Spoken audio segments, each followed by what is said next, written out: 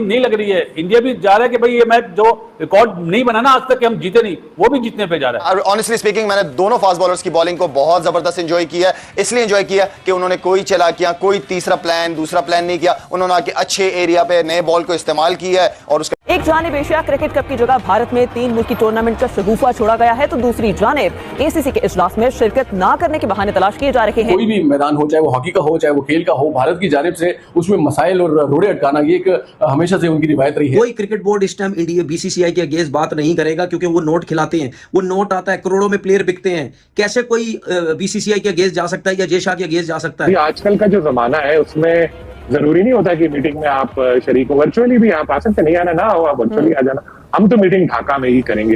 यानी एक स्ट्रॉन्ग उनको मैसेज दे दिया कि जी आपका जो आपको करना है हम करो, लेकिन हम पूरी तैयारियां जारी रखेंगे। मैं हैरान इस बात पे हूं अली भाई कि पाकिस्तान के साथ इसके सियासी हालात ठीक नहीं है, बांग्लादेश के साथ इसके सियासी हालात ठीक नहीं है, श्रीलंका के साथ इसके जो है सियासी हालात ठीक नहीं है, नेपाल के साथ इसके हालात ठीक नहीं है, भूटान के साथ इसके मामला ठीक नहीं है, इवन चीन के साथ इसके सियासी मामला ठीक नहीं है। तो ये एक अजीब सी बात है, हैरतअंगेज बात है कि इंडिया के आसपास जितने भी हमसाए हैं उसके किसी के साथ भी हालात और मामला जो है वो ठीक नहीं है। जितने भी क्रिकेट बोर्ड के चेयरमैन हैं, ये अगर इनमें से 75 बोर्ड जो इसके खिलाफ चले जाएं, ये आईसीसी के चेयरमैन के ओहदे से उतर सकता है। लेकिन बात ये है कि जब ये आया तो उस टाइम किसी ने कुछ नहीं बोला। रजा नकवी साहब जो कि एसीसी यानी एशिया क्रिकेट काउंसिल के सरबराह हैं, अब सदर हैं, उन्होंने कहा भाई साहब आपको जितने नखरे करने आप कीजिए, मगर हम इरादा नहीं बदलेंगे।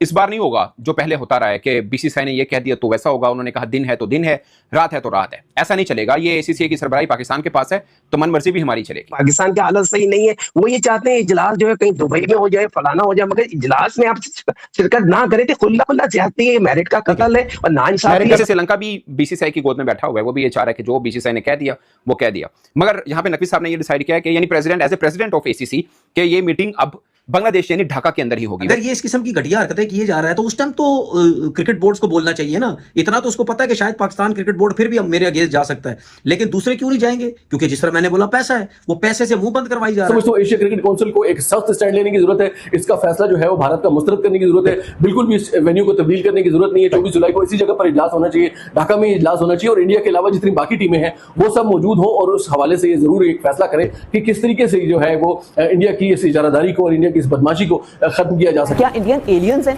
मतलब वो जो धरती माता पे उतर आए और हमें उन्हें बचाना है पूरी दुनिया को, वो यहाँ भी नहीं जा सकते, वो वहाँ भी नहीं जा सकते, सिक्योरिटी थ्रेट्स हैं उनको। लेकिन नाम नहा जमहूरियत के लंबरदार हैं भारतीय और उनका बेलगाम मीडिया है, जो मन में आती है वो चलाते रहते हैं। ठीक है, अगर आप मेरे से पूछो तो ये कोई इतनी बड़ी बात नहीं है। ढाका में वैसे भी बहुत टाइम बाद ये मीटिंग हो रही है, ये आप दुबई में करवा दो अगर उनका इशू है, तो इसमें कोई बड़ी बात नहीं है। अब इसके साथ साथ पाकिस्तान और बांग्लादेश एक पेज पर हैं, जबकि इंडिया, श्रीलंका, हत्ता के अफगानिस्तान अब दूसरे पेज पर जाते हुए दिख। He is even better in Test cricket. He's a treat to watch. देखिए दुनिया का बेस्ट बॉलर जो अब नाम लेते हैं ना अभी आजकल के दौर में, पहले अब रेड बॉल की बात करते हैं, फिर वाइड T20 में आ जाते हैं, फिर 50 ओवर में आ जाते हैं।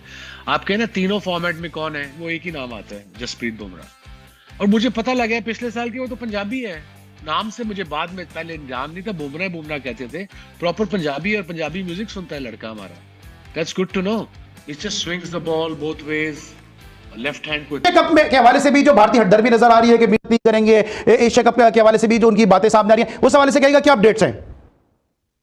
जी बिल्कुल, देखिए अली भाई, मैंने जैसे इससे पहले भी ये बात की कि कोई भी मैदान हो, चाहे वो हॉकी का हो, चाहे वो खेल का हो, भारत की जानिब से उसमें मसाइल और रोड़े अटकाना ये एक हमेशा से उनकी रिवायत रही है। अब एक अजीब सिलसिला है कि 24 जुलाई को बाकायदा तौर पर एशियन क्रिकेट काउंसिल का इजलास जो है वो बोर्ड मीटिंग तय थी ढाका में, और अब इंडिया की जानिब से ये बात सामने आई है कि वो इस इजलास में शिरकत नहीं करेगा, इसलिए कि बांग्लादेश के साथ उसकी सियासी कशीदगी वाली सूरत हाल है। मैं हैरान इस बात पे हूँ अली भाई कि पाकिस्तान के साथ इसके सियासी हालात ठीक नहीं है, बांग्लादेश के साथ इसके सियासी हालात ठीक नहीं है, श्रीलंका के साथ इसके जो है सियासी हालात ठीक नहीं है, नेपाल के साथ इसके हालात ठीक नहीं है, भूटान के साथ इसके मामला ठीक नहीं है, इवन चीन के साथ इसके सियासी मामला ठीक नहीं है। तो ये एक अजीब सी बात है, हैरतअंगेज बात है कि इंडिया के आसपास जितने भी हमसाए हैं उसके किसी के साथ भी हालात और मामला जो है वो ठीक नहीं है। तो मैं समझता हूँ कि इस हवाले से ये एक सूरत हाल को जो है देखने की जरूरत है, और जिस तरीके से अब जो इंडिया ये बात कर रहा है कि वो इस इजलास में शरीक नहीं होगा, और अगर ये वेन्यू तब्दील ना किए गए तो वो इस बोर्ड मीटिंग से दस्तबरदार हो सकता है। मैं समझता हूँ एशिया क्रिकेट काउंसिल को एक सख्त स्टैंड लेने की जरूरत है। इसका फैसला जो है वो भारत का मुस्तरद करने की जरूरत है। बिल्कुल भी इस वेन्यू को तब्दील करने की जरूरत नहीं है। 24 जुलाई को इसी जगह पर इजलास होना चाहिए,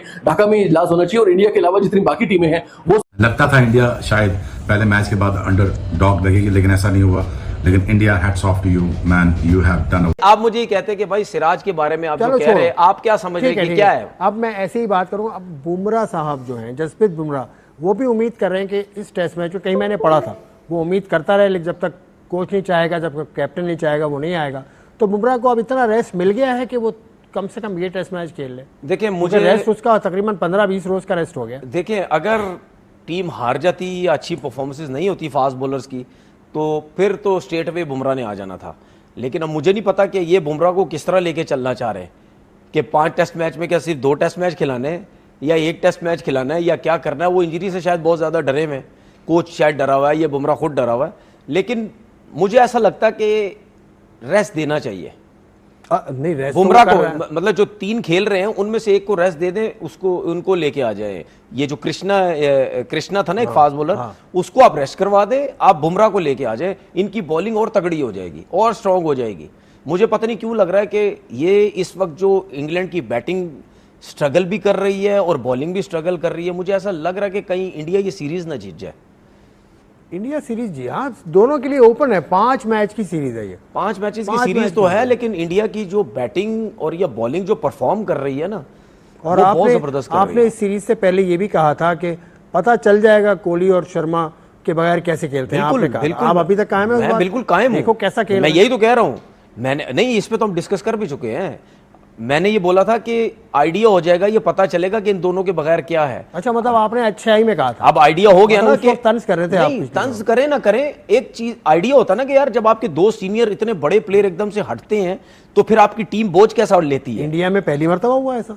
क्या मतलब? पहली मरतबा हुआ इंडिया में? नहीं, टेस्ट क्रिकेट गावस्कर साहब थे, उनके बाद तेंदुलकर साहब थे, उनके बाद कोहली आए, ये तो शर्मा आए, गंगुली आए, और जब धोनी कप्तान बने थे वाइट बॉल के, उन्होंने सबको निकाल दिया था, सहवाग को निकाल दिया था उन्होंने, युवराज को निकाल दिया था। तो इंडिया में होता ही ऐसा। देखिए ये ट्रांजिशन फेज होता है। देखिए ये जो आप बात कर रहे हो ना, ये ज्यादातर आप व्हाइट बॉल क्रिकेट की बात, ज्यादातर व्हाइट बॉल की नहीं, मैंने टेस्ट मैच की बात। देखिए टेस्ट ट्रांसफॉर्मेशन बड़ा अच्छा होता है इंडिया में। अच्छा, टेस्ट क्रिकेट पे जरा मुश्किल होता है, और स्पेशली उस सीरीज के अंदर जो आप अवे खेलते हैं।